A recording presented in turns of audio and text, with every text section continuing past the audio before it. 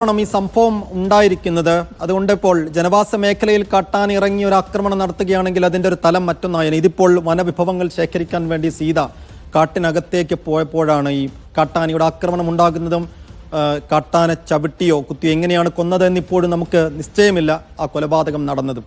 അപ്പോൾ സാധാരണഗതിയിൽ ഈ ആദിവാസികൾ, മലമ്പണ്ടാർ വിഭാഗത്തിലൊക്കെപ്പെട്ട ആദിവാസികൾ നിരന്തരം അവരുടെ ഏറ്റവും വലിയൊരു കുലത്തൊഴിൽ ഇത് തന്നെയാണ്, ഈ വനത്തിനകത്തേക്ക് കടന്ന് വനവിഭവങ്ങൾ ശേഖരിക്കുക എന്നുള്ളതാണ്.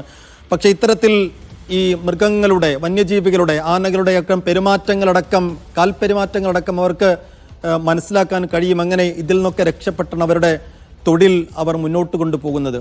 പക്ഷെ നിരന്തരം ഇപ്പോൾ കാടിനകത്ത് വെച്ച് കാട്ടാനയുടെ ആക്രമണത്തിൽ ആദിവാസികൾ വിട്ടുപോകുന്നൊരു സ്ഥിതിയുണ്ട്. ഇവിടെ എന്തായിരിക്കാം സംഭവിച്ചതെന്നാണ് മനസ്സിലാക്കുന്നത്. ഇവരുടെ ബന്ധുക്കളോ ഇവരുടെ കൂടെ ഈ വനവിഭവങ്ങൾ ശേഖരിക്കാൻ പോയ ആളുകളോ അവരെന്തെങ്കിലുമൊക്കെ അനുഭവങ്ങളോ അല്ലെങ്കിൽ ഇതിനുള്ള കാരണങ്ങളോ പറയുന്നുണ്ടോ ആഷിഖ്?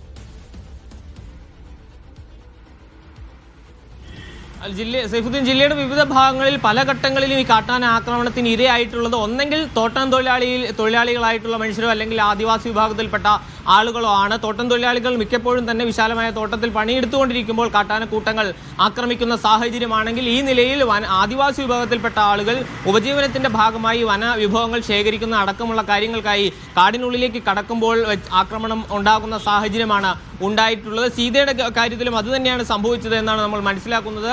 കാടിനുള്ളിൽ എല്ലാ ദിവസത്തെയും പോലെ തന്നെ വനവിഭവങ്ങൾ ശേഖരിക്കാനായി കാടിനുള്ളിലേക്ക് പോയതായിരുന്നു സീത. എന്നാൽ കാട്ടാന അപ്രതീക്ഷിതമായി ആക്രമിക്കുകയായിരുന്നു.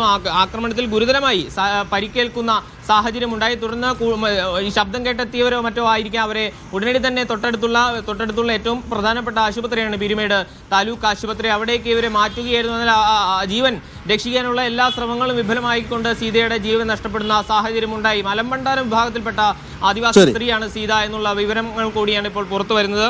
കാടിനുള്ളിൽ ഈ വനവിഭവങ്ങൾ ശേഖരിക്കാൻ പോയപ്പോഴായിരുന്നു ഈ കാട്ടാന ആക്രമണം ഉണ്ടായിട്ടുള്ളത്. സൈഫുദ്ദീൻ, കാട്ടാനക്കരയിൽ വീണ്ടും ഒരു മനുഷ്യജീവൻ കൂടി പൊലിയുന്നു. ഒരു ആദിവാസി സ്ത്രീ കൂടി കൊല്ലപ്പെടുന്നു. പീരുമേടാണ് സംഭവം. വനത്തിനുള്ളിൽ വനവിഭവങ്ങൾ ശേഖരിക്കാൻ പോയപ്പോഴാണ് ഇന്ന് പകൽ കാട്ടാനയുടെ ആക്രമണം ഉണ്ടായത്. പീരുമേട് താലൂക്ക് ആശുപത്രിയിലാണ് ഇപ്പോൾ സീതയുടെ മൃതദേഹമുള്ളത്. വിശദാംശങ്ങൾ നൽകിയത് പത്തനംതിട്ടയിൽ നിന്ന് മുഹമ്മദ് ആഷിഖ്.